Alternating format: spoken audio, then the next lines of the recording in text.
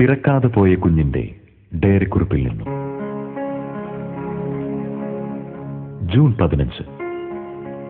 ഞാനൊരു കുഞ്ഞു പൊട്ടായി അമ്മയുടെ ഗർഭപാത്രത്തിൽ പറ്റിപ്പിടിച്ചിരിക്കുന്നു.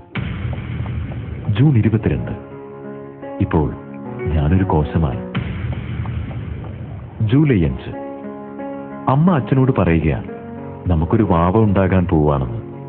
അമ്മയ്ക്കും അച്ഛനും എന്ത് സന്തോഷമായിരുന്നു. ജൂലൈ 26. എനിക്കിപ്പോ അമ്മ പോഷണങ്ങൾ തരാൻ തുടങ്ങിയല്ലോ. അച്ഛമ്മ പറഞ്ഞു അമ്മേനോട് നന്നായി ഭക്ഷണം കഴിക്കാൻ. ഓഗസ്റ്റ് 3. അമ്മ സുന്ദരിയായി പുറപ്പെട്ടിരിക്കുകയാണ് സ്കാനിങ്ങിന് പോവാൻ. അച്ഛനമ്മയെ മെല്ലെ സൂക്ഷിച്ചാണ് കാറിൽ കൊണ്ടുപോണേ. എനിക്ക് ലക്കം തട്ടാതിരിക്കാനേ. ഡോക്ടർ സ്കാനിങ് ചെയ്യുമ്പോൾ അമ്മയുടെ വയർ അമർത്തിയപ്പോ എനിക്ക് പേടിയായി. പിന്നെ അമ്മയുടെ വയറ്റിലാണല്ലോ എന്നത് എനിക്ക് ധൈര്യം തന്നു. ഓഗസ്റ്റ് 12. എനിക്കിപ്പോ കുഞ്ഞു കൈയും കാലും വയറും തലയൊക്കെ വന്നല്ലോ. അമ്മയുടെ ഹൃദയമിടിപ്പും ശബ്ദവും എനിക്ക് കേൾക്കാം. വേഗം പുറത്തെത്തി എന്റെ അമ്മയെ കാണാൻ കൊതിയായി എനിക്ക്. ഓഗസ്റ്റ് 25. അമ്മ വീണ്ടും സ്കാനിങ്ങിന്. അച്ഛൻ ചോദിക്കുക ഡോക്ടറോട് ഞാൻ എന്ത് ഭാവയാണെന്ന്. അപ്പൊ എനിക്ക് ദേഷ്യവും സങ്കടമൊക്കെ വന്നു. ഞാൻ ആദ്യമായി അമ്മ എന്റെ ഇളക്കത്തിലൂടെ എന്റെ പ്രതിഷേധം അറിയിച്ചു. ഞാൻ അനങ്ങിയപ്പോ അമ്മയുടെ സന്തോഷം ഒന്ന് കാണേണ്ടത് തന്നെയായിരുന്നു. ഡോക്ടർ പറഞ്ഞല്ലോ ഞാനൊരു പെൺകുട്ടിയാണെന്ന്. എനിക്ക് സന്തോഷമായി. നല്ല ഉടുപ്പൊക്കെ ഇട്ട് അങ്ങനെ നടക്കാം. പെൺകുട്ടി എന്ന് കേട്ടപ്പോ അച്ഛന്റെ അമ്മയുടെ മുഖം വാടിയോന്ന് എനിക്കൊരു തോന്നൽ. അച്ഛനും അമ്മയും ഇന്ന് മൗനികളായിരുന്നു. അമ്മയൊന്നും കഴിച്ചിട്ടുമില്ല. എനിക്ക് വിശന്നിട്ട് വയ്യ. അച്ഛമ്മയോടും അമ്മമ്മയോടും അച്ഛൻ പറയുകയാണ് എനിക്ക് വളർച്ച പോരെന്ന്. രാത്രി അമ്മയും അച്ഛനും പറഞ്ഞു എന്നെ വേണ്ടാന്ന്, ഒഴിവാക്കുകയാണെന്ന്. എനിക്ക് സങ്കടാവുന്നു.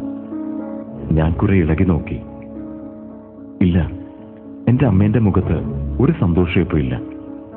എന്റെ പൊക്കിൾക്കുടിയിൽ ചുറ്റി ആത്മഹത്യ ചെയ്യാൻ ഞാൻ ശ്രമിച്ചു നോക്കി. കഴിഞ്ഞില്ല. എന്റെ കുഞ്ഞു ചുണ്ടുകൾ വിതുമ്പാൻ തുടങ്ങി.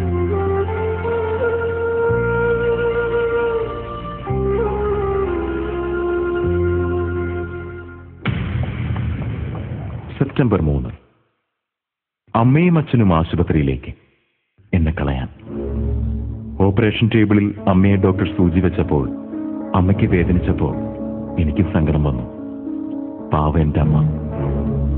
അരണ്ട വെളിച്ചത്തിൽ ഡോക്ടർ മൂർച്ചയുള്ള ആയുധങ്ങളുമായി എന്റെ നേർക്ക് വന്നപ്പോ ഞാൻ പേടിച്ചു മാറി. എന്റെ പ്രതിഷേധം വകവയ്ക്കാതെ എന്റെ കുഞ്ഞു കാൽവിരലുകളെ അവരാദ്യം നുറുക്കിയെടുത്തു. വേദന കൊണ്ട് ഞാൻ പൊളഞ്ഞു.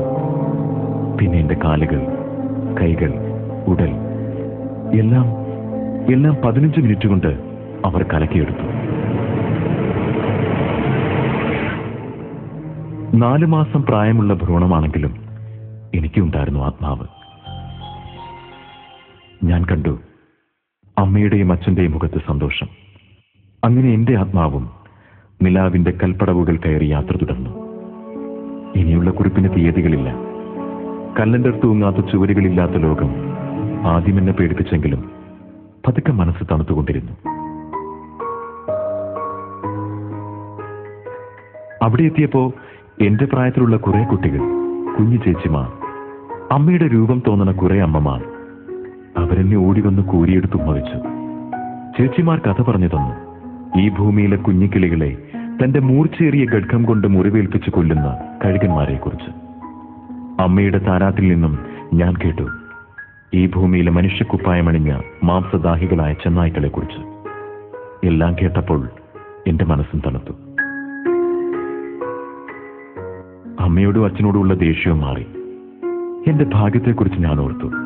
ഈ ഭൂമിയിൽ പെൺകുഞ്ഞായി പിറക്കാതെ പോയ എന്റെ ഭാഗ്യത്തെക്കുറിച്ച്.